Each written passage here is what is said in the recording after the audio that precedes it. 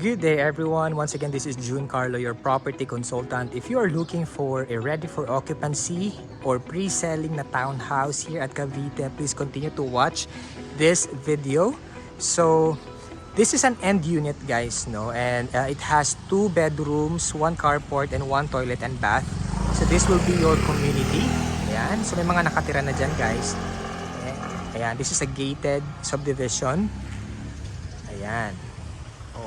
Okay, and in front of me is our turnover unit. So kung anong itsura nito guys, ganun na yung turnover po natin sa inyo. So part of the turnover is our gate. So usually hindi yan kasama sa turnover, pero dito po sa subdivision or sa project na to kasama na po yan. So let's check it out. Let's go.